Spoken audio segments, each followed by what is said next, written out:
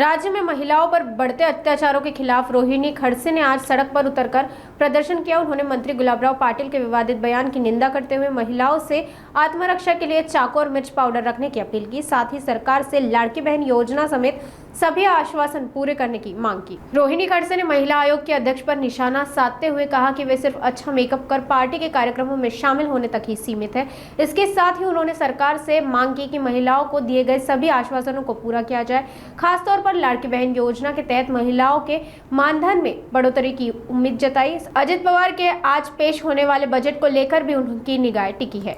आम्ही ज्या महाराष्ट्रामध्ये महिला अत्याचाराच्या घटना वाढता आहेत त्या संदर्भामध्ये आजच्या दिवशी आमचे आंदोलन गेल्या काही दिवसांमध्ये पुण्यामध्ये तुम्ही ज्या अत्याचाराच्या घटना वाढल्या असेल दररोज रोज आपण जेव्हा टी व्ही चालू करतो तेव्हा नवीन कुठली ना कुठली महिला अत्याचाराची घटना ही समोर येताना दिसते। म्हणजे पुणे आधी आपल्याला म्हणायचं आपण की पुणे तिथे काय गुन्हे, जसं आता म्हणायला लागतंय पुणे तिथे गुन्हे झालेत का काय, कारण रोज गुन्हे म्हणजे पुण्याचं आता गुन्हे नाव करून द्यायला काय हरकत राहिलेली नाही असं म्हणायला लागेल।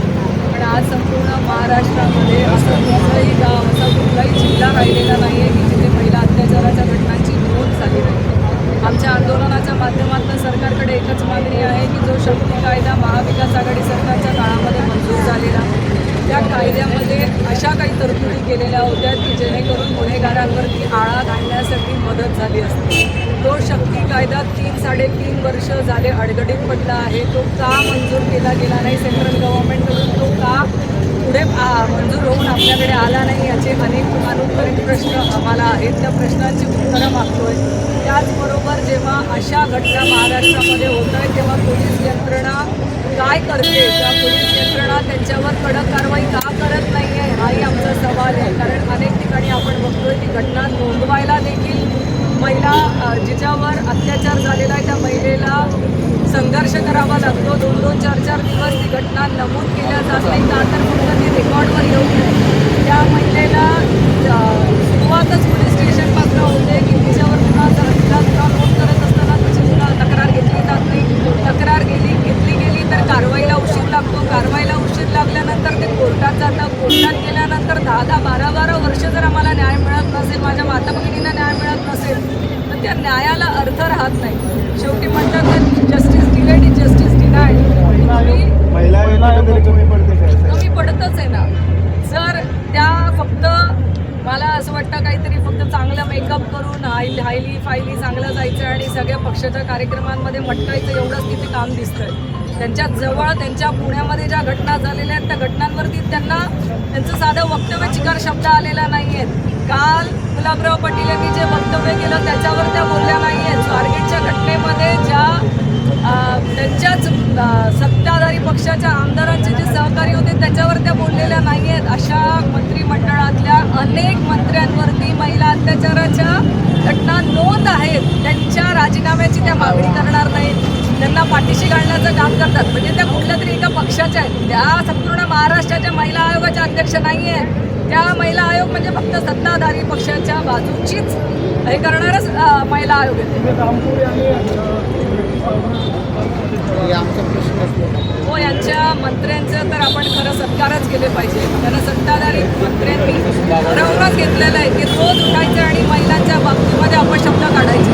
तेव्हा ज्यांचे जे कार्यकर्ते असतात ते स्वतः महिला अत्याचाराच्या घटना करतायत असं समोर येत आहे। जे गुलाबराव पाटील यांनी जे काल वक्तव्य केलेलं आहे त्याचा मी निषेध करते की त्यांनी त्यांच्या जबाबदारीतून मुक्त झाल्यासारखं वक्तव्य केलं आहे की आता महिलांनी त्यांच्या पर्समध्ये रांगोळी चाकू ठेवा, मिरचीची पावडर ठेवा, जेणेकरून आता तुम्हाला तुमचं काय करायचं ते तुम्ही स्वतःची संरक्षण करून घ्या, आम्हाला काय घेणं देणं नाही। मी जे वक्तव्य केलं आहे त्या वक्तव्याचं जर संपूर्ण पत्र वाचलं तर त्या पत्राचं माझं म्हणणंच एवढं आहे की आज आता भगिनी जेव्हा पोलीस स्टेशनला तक्रार नोंदवायला जातात तक्रारीला आम्हाला अडचण आहे। आम्ही तक्रार नोंदवल्या गेली तरी आम्हाला न्यायव्यवस्था लवकर न्याय देत नाही। जी न्याय आम्हाला लवकरात लवकर मिळणं अपेक्षित असतो तो 10-15 वर्ष झाल्यानंतर आम्हाला न्याय मिळायला जर लागत असेल तर हा उशीर पण आमच्या काही कामचा नाही।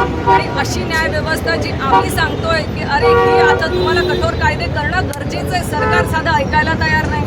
मग तुम्हाला ऐकायचं करायचं नाही, तुम्हाला महिलांना न्याय द्यायचा नाही आहे, बाबा आम्हाला मोकळीक देऊन द्या, आम्ही आमच्यावरती कुणी अत्याचार केला तर त्याचा खून करण्याची परमिशन द्या आम्हाला नाही तुमच्यापर्यंत यायचं, कारण तुम्हाला आमची काही पडलीच नाही आहे ना.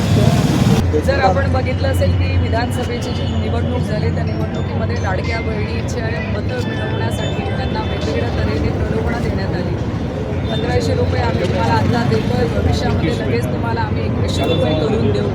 पहिल्याच अधिवेशनामध्ये म्हणजे सरकार बसल्यावर पहिल्या अधिवेशनामध्ये तुम्हाला 2100 रुपये आम्ही या मानधनामध्ये वाढ करून देऊ असं वक्तव्य मुख्यमंत्री महोदयांनी केलं होतं. आणि आज अपेक्षा आहे आम्हाला की आज तुम्ही जेव्हा अर्थसंकल्प सादर करतात तेव्हा ही जी दिलेली आश्वासनं आहेत, जी तुम्ही शेतकऱ्यांना दिलेली आहे कर्जमाफीची, तुम्ही वीज बिल माफीची जी अशी अनेक तुम्ही जी आश्वासनं लोकांना देऊन मतं घेतली ती संपूर्ण आश्वासनं या सरकारने पूर्ण करण्याची ह्या अर्थसंकल्पामध्ये तरतूद करावी एवढी आमची आजच्या दिवशी मागणी आहे.